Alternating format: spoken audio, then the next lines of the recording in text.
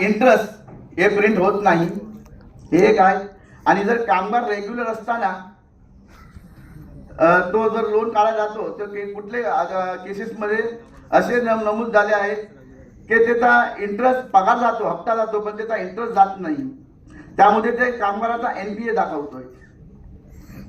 आणि दुसरा एक विषय माझा ते विमा हा पूर्ण कर्जावर दिला पाहिजे साहेब. कारण SDWM डिपार्टमेंट त्याच्यामध्ये भरपूर मृत्यूदर जास्त आहेत आणि ते पूर्ण 16 लाखाचा विमा आपण जो लोन देतो त्याचा पूर्ण दिला पाहिजे.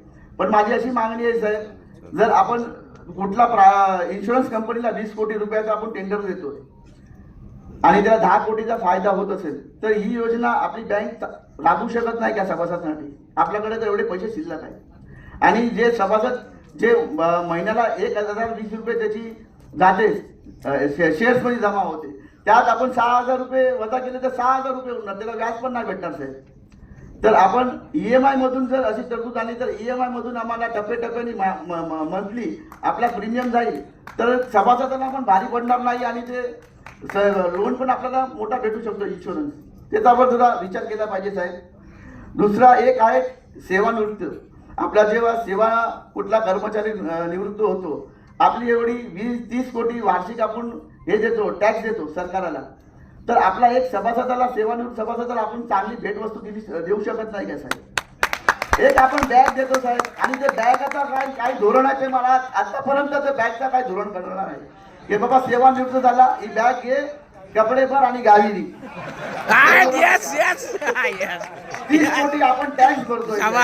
मी 3 AGM मध्ये हीच मागणी करतोय, आपला सेवानिवृत्त सभासदांचा जो आहेत ना त्यांना एक गोल्ड कॉइन तरी द्या साहेब. दिला पाहिजे साहेब. आमच्या ग्रामाचा पसीना आमच्या आई बापाने लावलाय ते बँक उभारण्यासाठी, आमचा हक्क आहे साहेब. आणि जर बँक असं बोलत असेल आमच्याकडे पैसा नाही तर आमचे सभासद बसले आहेत ना, त्यांच्याकडनं घ्या महिन्याला 100 रुपये देतील, ते हसून गेलं देतील ते. आणि दुसरा एक आहे साहेब, एक मोठं मागणी आहे माझी साहेब.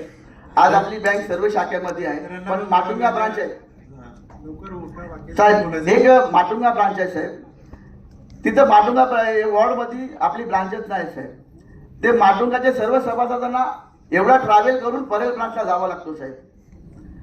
हे लई त्रास आहेत साहेब सभासदांसाठी. तर आपण माटुंगा ब्रांच मध्ये एक ब्रांच उघडायला पाहिजे साहेब वॉर्ड मध्ये, अशी माझी मागणी आहे. आपण सर्व माझं ऐकून घेतलं साहेब, त्याबद्दल आपले धन्यवाद. आणि मी नेक्स्ट AGM मध्ये मला पॉझिटिव्ह रिझल्ट भेटेल असा मला विश्वास आहे. जय भीम, जय महाराष्ट्र, जय माता दी.